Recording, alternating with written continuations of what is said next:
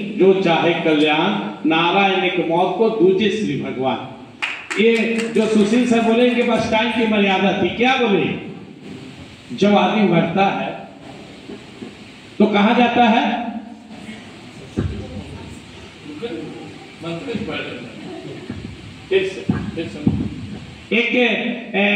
एक सेठ ने एक वैकेंसी निकाला कि मुझे एक मुनीम की आवश्यकता है। बहुत सारे लोग आ गए, छाटते छाटते 2 आदमी पर अटक गया। ये दोनों बराबर काबिलियत रखता है, किसको करे? तो बातें कर रहा था, ऐसे घर के सामने से रोड था कि राम नाम सत्य कहते हुए वहां से एक 100 यात्रा निकला। उसके बाद थोड़ी देर बाद बात कर रहा था कि काम निकला, राम नाम सत्य है, राम नाम सत्य है। इस अशुभ नहीं है, शुभ है, जिंदगी में बोल लीजिए। तो वो मुनीम जो है और सेठ अपने दोनों व्यक्ति जो मुनीम किया था कहा कि सुनो जी, पहले एक व्यक्ति से कि तुम जाओ और पता लगा करा कि जो 2 मुर्दा जग गया, 100 यात्रा निकला, इसमें स्वर्ग में कौन जाएगा और नरक में कौन जाएगा। गया, एक आदमी से पूछा कि भाई साहब ये डेथ कर गए हैं, इस स्वर्ग जाएंगे कि नरक जाएंगे? तो उसका मरा था, दुखी था, कहा चल जाना साथे, तुम चल जो साथी, पता चल जाएगा कहाँ जाना है। बोल बाकी ही कहे पूछे की चीज है। वो आया और सेठ से कहा कि महाराज आप मेरा बेइज्जत करा दिए, नौकरी देना था नहीं देना था, कि कौन बताएगा? दूसरा कहे तू जाओ।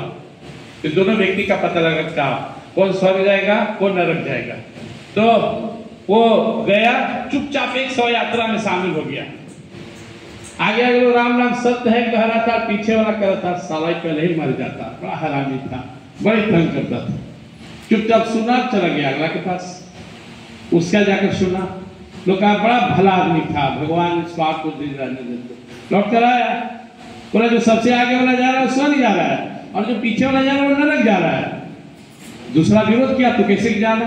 बोले कीर्ति यश से जीती व्यक्ति का कीर्ति यश मान सम्मान साफ चलता है। अगला वाले के पीछे लोग रोते जा रहे थे क्योंकि इसने अपने जीवन को बहुत सुंदर ढंग से जिया, लोगों को सहयोग किया, इसलिए इसका यश जा रहा है। लोग रो रहे हैं दिल से। और दूसरा सबको सताया, जो लोग मना रहे थे कि इस बेटा पर नहीं जाता। जो अभी सुशील सर ने कहा अंत भला विरोध करेगा आरसीएम, क्योंकि आपके जाने के बाद दुनिया में ऐसा कोई स्टेज नहीं, कोई पेशा नहीं जहां आप जाए तो इनकी आपका जो पेशा है, इनकम है, आपके बेटा को ट्रांसफर हो जाए।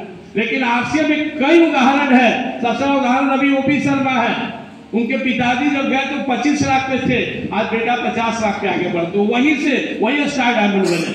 तो जो सुशील सर ने कहा दुनिया में 2 इनकम है, एक्टिव और पैसिव। अगर आप चाहते हैं मेरे जाने के बाद मेरा जो भी मेहनत किया हुआ है वह व्यर्थ न जाए, मेरे जनरेशन को मिल जाए, तो आरसीएम में बहुत सुंदर अवसर है। आप जहां से गुजरे उस वो पिन आपके नौकरी को ट्रांसफर कर दिया जाएगा। तो सुशील सर का कहने का तात्पर्य यही था।